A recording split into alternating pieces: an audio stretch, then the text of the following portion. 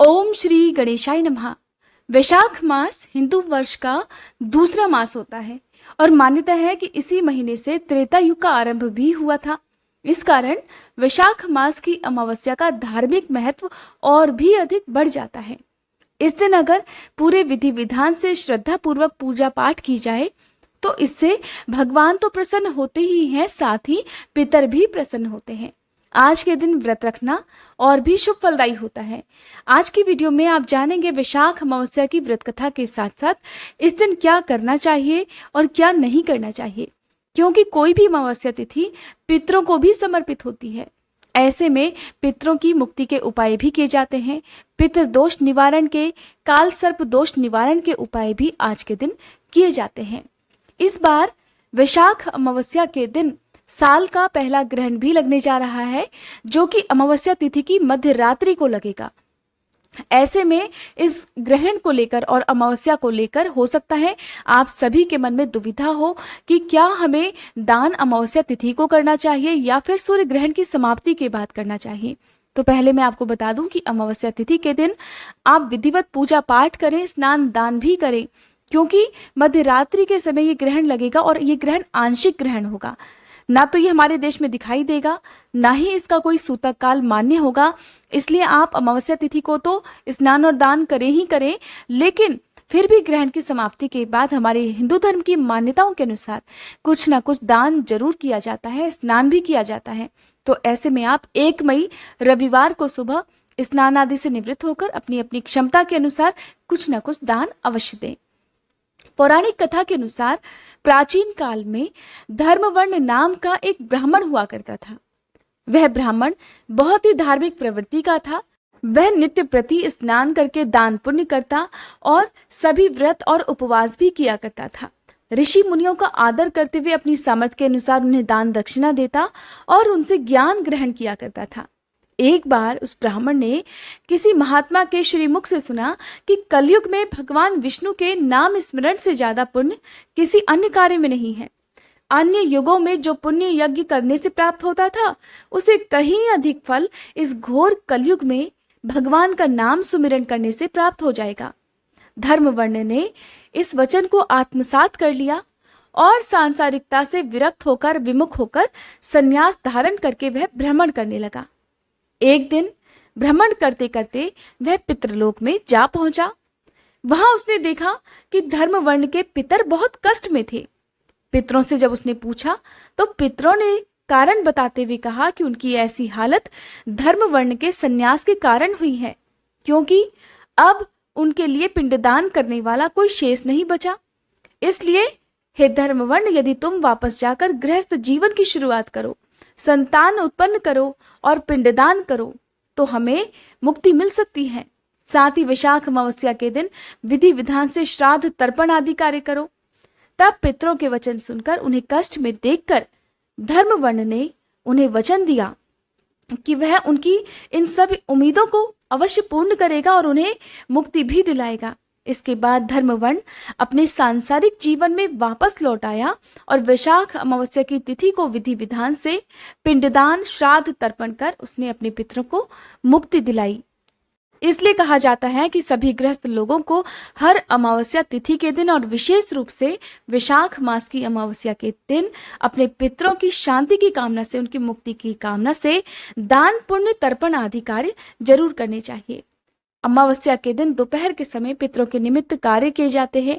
यदि किसी के पूर्वजों का अंतिम संस्कार विधिवत ना हुआ हो, किसी के पूर्वज कष्ट में हो, किसी के घर में पितृदोष लगा हुआ हो, तो ऐसी स्थिति में चाहिए कि हर अमावस्या को विधि विधान से पूजा पाठ करें, खीर से श्राद्ध तर्पण आदि कार्य करें और उसके बाद अपने छत पर कौवों के लिए, क्योंकि तर्पण आदि कार्य करने के बाद जिस तरह से श्राद्ध पक्ष में कौवों के लिए छत पर भोजन पानी रखा जाता है, उसी प्रकार हर अमावस्या तिथि के दिन यदि गृहस्थ लोग अपनी छत पर कौवों के लिए पानी और भोजन रखते हैं तो ऐसा करने से भी पितर प्रसन्न होते हैं।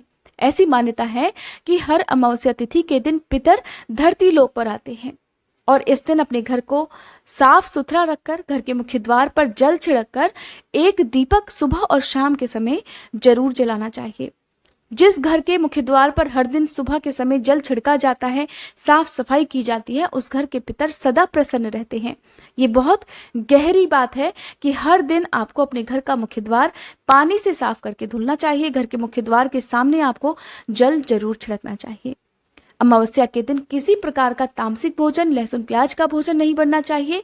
इस दिन आपके घर पर यदि कोई याचक आता है तो उन्हें भरपेट भोजन कराकर या कुछ ना कुछ दान में देकर ही उन्हें घर से विदा करना चाहिए।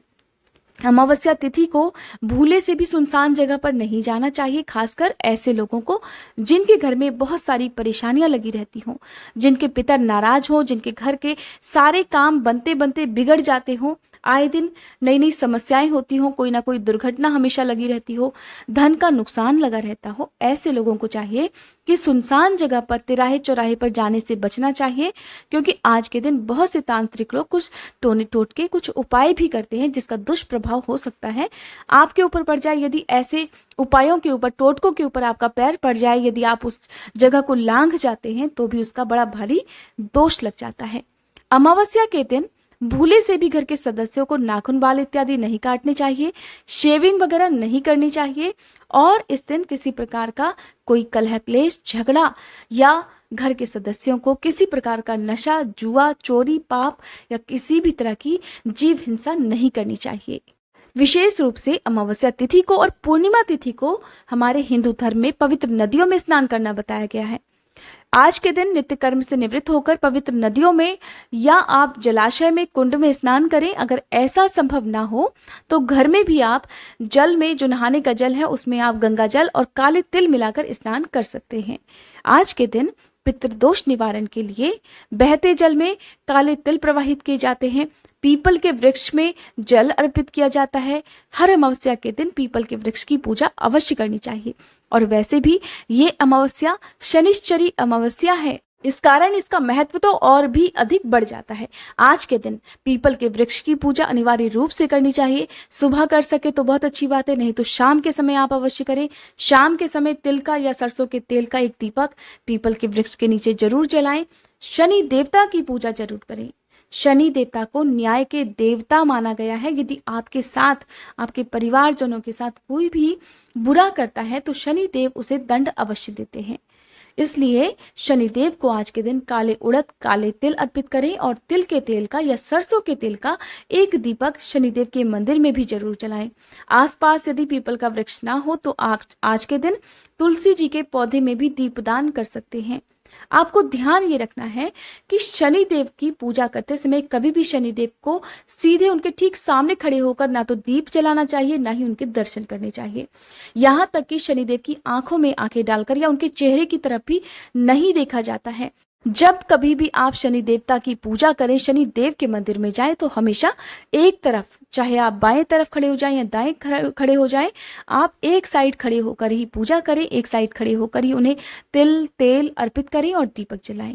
ये थी आज की वीडियो। अगर आप जानना चाहते हो सूर्य ग्रहण के बारे में कि ग्रहण की समाप्ति के बाद हिंदू धर्म की मान्यताओं के अनुसार क्या क्या करना चाहिए, ये ग्रहण कहाँ कहाँ दिखाई देगा, तो इसके लिए आप हमारे चैनल पर पहले से ही अपलोडेड वीडियो भी देख सकते हैं। आने वाली अक्षय तृतीया की जानकारी, व्रत कथा यदि आप सुनना चाहते हो तो वो भी हमारे चैनल पर सुन सकते हैं।